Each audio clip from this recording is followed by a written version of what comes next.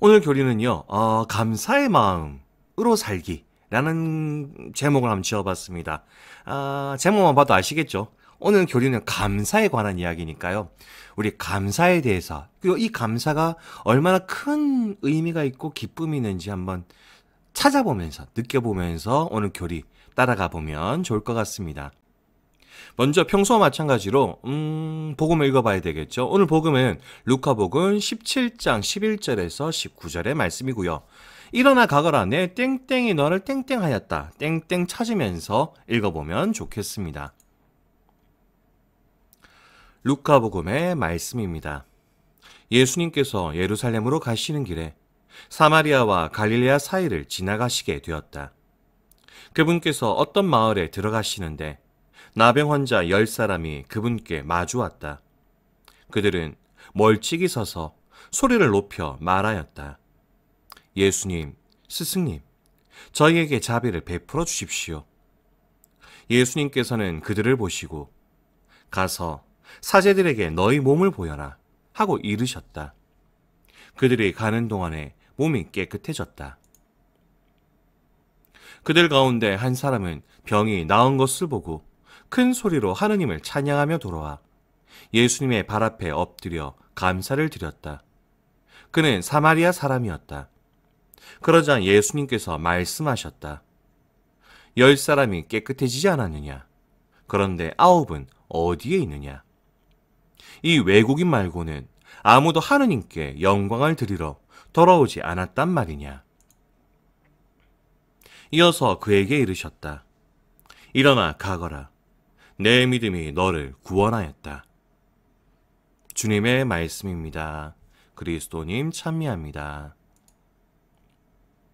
자, 오늘 복음에서 땡땡 찾으셨나요? 오늘 땡땡의 말씀 상당히 유명하죠? 오늘 땡땡의 정답은 이렇습니다. 일어나 가거라. 내 믿음이 너를 구원하였다. 라는 말씀입니다. 유명한 말씀이니까요. 기억해두면 좋을 것 같습니다.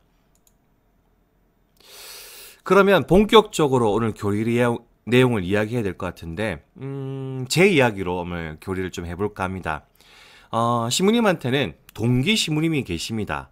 요 사진이 제 서품 때 사진인데 많은 동기 시무님들이 있죠. 저는 제 동기 시무님들이 너무 좋습니다. 좋아하게 된 이유는 여러 가지가 있는데 그중에 결정적인 사건이 하나 있습니다. 뭐냐면요. 제가 대학교 4학년 때 일입니다. 그때 시무님 어머니가요. 아프셨습니다. 그래서 수술을 받으셔야 되는 상황이 되신 거죠. 문제는 집안 사정도 좀 어려웠었고 돈이 필요한데 이제 제가 신학교에 있으니까 돈이 없잖아요. 그래서 너무 이제 고민도 되고 속상하기도 하고 해서 동기들한테 밥 먹으면서 얘기를 했었습니다. 그러자 그날 밤에 동기들이 저 몰래 신학교에 있는 모든 방들을 찾아가서 기부를 받아온 거죠. 그리고 그 돈이 참 어머니 수술하시는데 정말 큰 도움이 됐었죠. 그리고 그때 전 그 생각을 했습니다. 내가 이 동기들한테 평생을 갚으며 살아가야 되겠다. 너무너무 고맙고 감사하고 그래서 내가 이 동기들한테 평생 갚으면서 살아가겠다라고 생각을 했었죠. 그리고 동기들의 이 고마운 감사함을 느끼고 살라 그러는데 솔직히 마냥 좋을 순 없잖아요. 그렇잖아요. 같이 살다 보면 싸울 일도 있고 그렇잖아요. 그렇지만 그 친구들과 싸웠고 마음이 나빴을 때를 기준으로 그 친구들을 보면 안 되는 거죠. 왜? 얼마나 고맙고 감사한 친구인지 저는 알거든요. 그때 느꼈던 그 마음을 알고 있고 갖고 있거든요. 그래서 감사하고 고마움을 기준으로 그 친구들을 보기 시작했습니다. 동기들을 봐야만 했죠. 그게 정상이었고 그게 가장 건강했죠. 그러다 보면은 좀 싸우고 나빠도 서로 좀 삐지고 마음이 상해했던 순간들이 있어도 이해할 수 있습니다. 왜? 저 친구가 나쁜 사람이 아니란 거 알거든요. 아니 얼마나 고맙고 훌륭한 분인지 알거든요. 그러니 이해할 수 있고 함께 있어줄 수 있고 혹은 때때로는 제가 그 친구의 변화를 기다려줘야 되는 순간도 있었죠. 기다려줄 수 있었던 게 있었죠. 이게 감사와 고마움에 대한 어떤 기억들입니다. 그리고 요런 어떤 것들은요, 여러분들에게도 마찬가지라고 생각합니다. 여러분들 부모님들 어떠세요? 고맙고 감사하죠. 물론. 때로는 공부하라고 잔소리하고 이러면 싫죠. 그렇다 하더라도 여러분들은 아실 겁니다. 부모님이 얼마나 감사하고 고마운 분들인지. 그걸 기준으로 여러분들 부모님들을 보셔야 됩니다.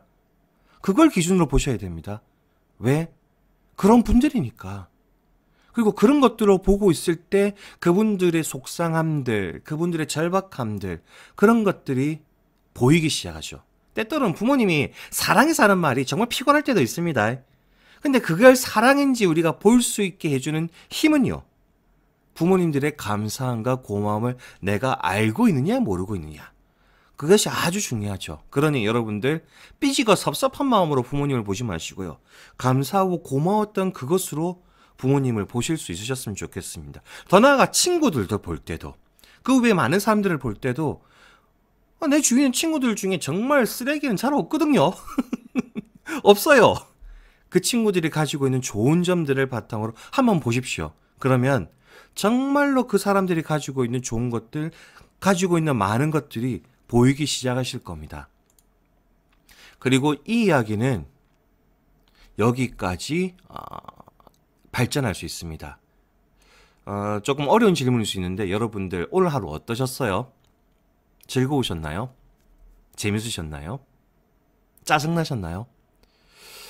부디 감사하고 고마운 일들이 있으셨다라고 얘기했으면 좋겠습니다. 감사하고 고마운 하루. 찾아보면, 안 찾아보면 잘 안 보이거든요. 근데 찾아보면 감사하고 기쁘고 고마운 순간들이 있습니다. 고마운 것들이 있습니다. 길을 가다가 나뭇잎을 봤는데 너무 예뻐요. 아름다워요. 하나님 감사합니다. 얼마나 고맙습니까? 내 친구가 있는데 이 친구가 오늘 그냥 날 보고 웃고 지나갔어요. 나한테 인상 쓰고 지나갔으면 정말 짜증났을 건데 웃고 지나갔어요. 얼마나 고맙습니까? 얼마나 감사합니까? 그걸 바탕으로 한번 보세요. 그걸 보고 나면은 아주 중요한 얘기인데 이제 여러분들이 무엇을 해야 될지 아실 겁니다. 내 인생에 내 주위에 있는 이것들을 위해서 어떻게 살아가야 될지가 보이실 겁니다. 가끔씩 이런 친구들이 있습니다. 신부님, 저는 꿈이 없어요. 하고 싶은 게 없어요.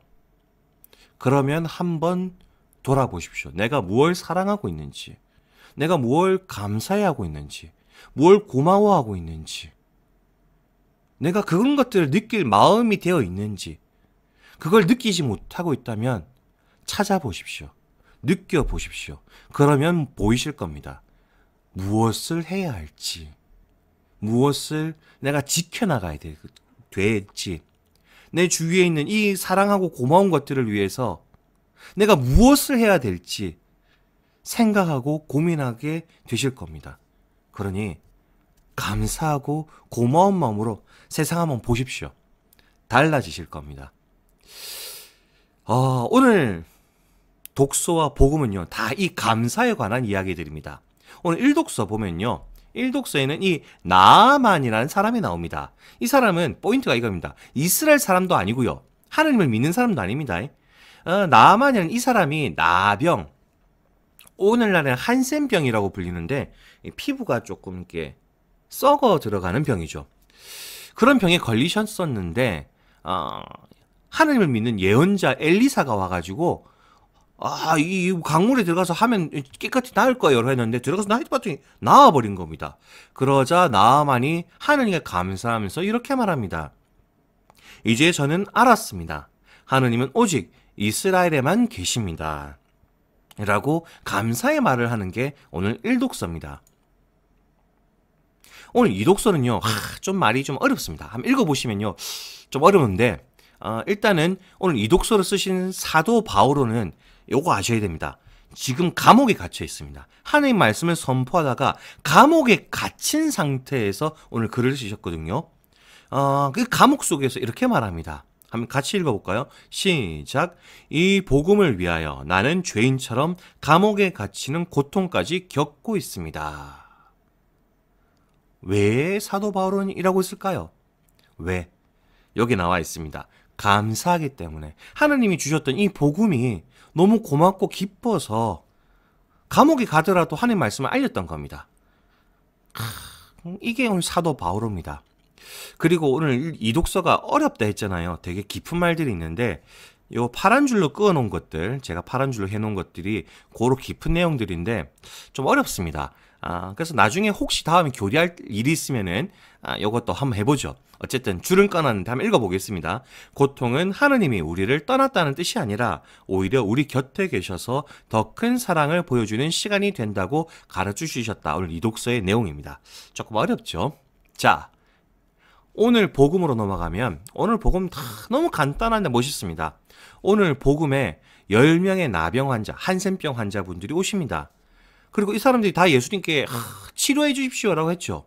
그 예수님이 치료해 주십니다. 그리고 돌아가는 길에 이제 몸이 점점 낫기 시작했죠. 그때 단 한 명만, 딱 한 명만 예수님께 돌아와가지고 감사를 드립니다. 단 한 명만 감사를 드립니다. 그러자 예수님이 이렇게 말씀하십니다. 같이 읽어봅시다. 이거 중요합니다. 시작. 내 믿음이 너를 구원하였다. 한 번 더. 뭐라고요? 내 믿음이 너를 구원하였다. 이게 왜 대단한 말이냐면요. 병이 나은 사람 몇 명입니까? 10명입니다. 나은 사람 10명입니다.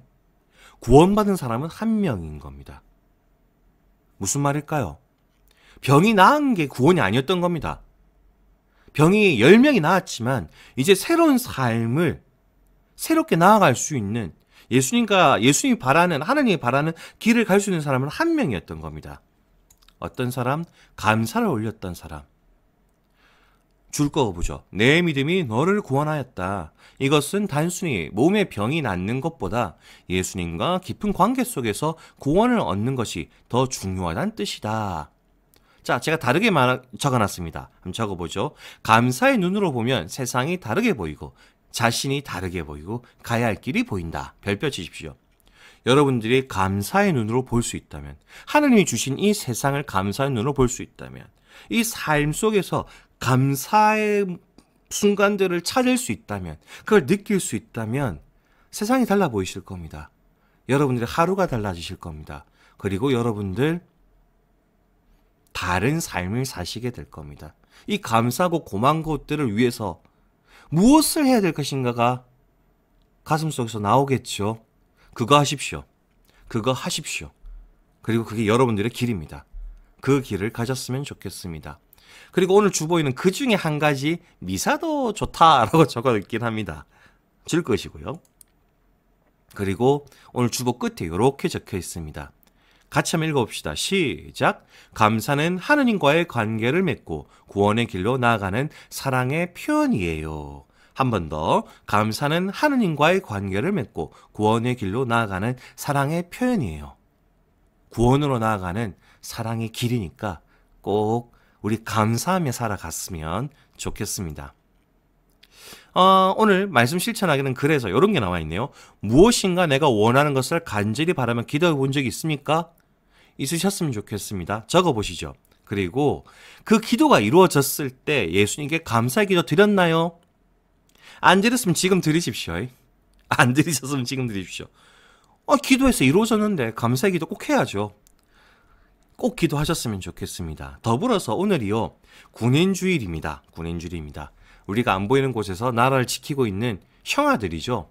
그분들을 위해서 많이들 또 기도해 주시고 감사한 마음을 가지셨으면 좋겠습니다. 그럼 친구들 한 주 정말로 감사하면서 기뻐하면서 고마워하면서 보냈으면 좋겠습니다. 친구들 그러면 다음 주까지도 안녕.